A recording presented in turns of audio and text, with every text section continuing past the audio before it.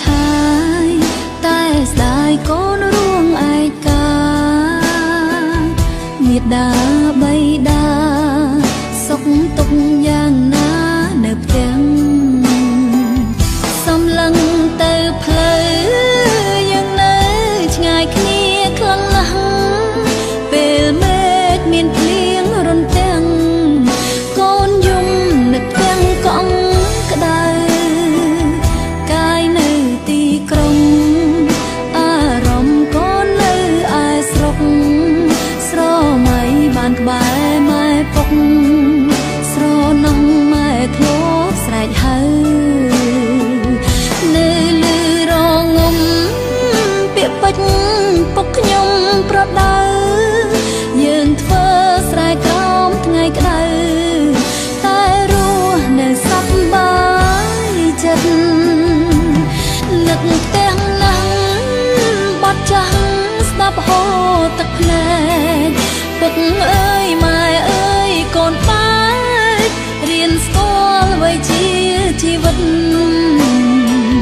អរក្តីស្រមៃនៅឆ្ងាយមិនមែននៅជិតតែធ្វើឲ្យកូនចេះគិតគុំនិតមិនដូចពីក្មេងទួងរួងនៅឆ្ងាយចិត្តកាយកូននៅដដែលទោះគ្មានអ្នកណាមើលថែ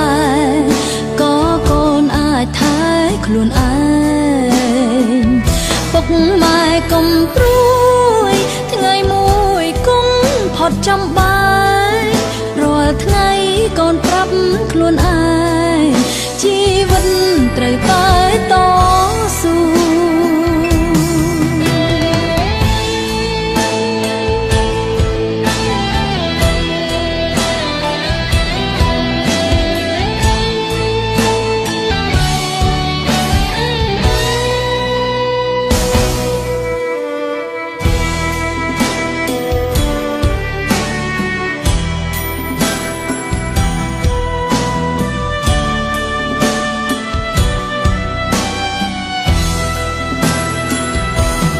នឹកទាំងណាំ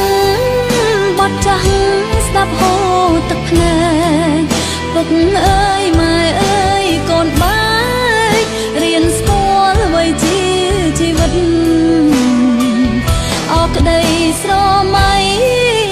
នៅឆ្ងាយមិនមែននៅជិតតែធ្វើឲ្យកូនចេះគិតគុំនិតមិនដូចពីក្មេងទួងរួងនៅឆ្ងាយចិត្តកាយកូននៅដដែលទោះគ្មានអ្នកណាមើលថែក៏កូនអាចថែខ្លួនឯងពុកម៉ែកុំព្រួយថ្ងៃមួយគុំផុតចំបាយរាល់ថ្ងៃកូនប្រាប់ខ្លួនឯ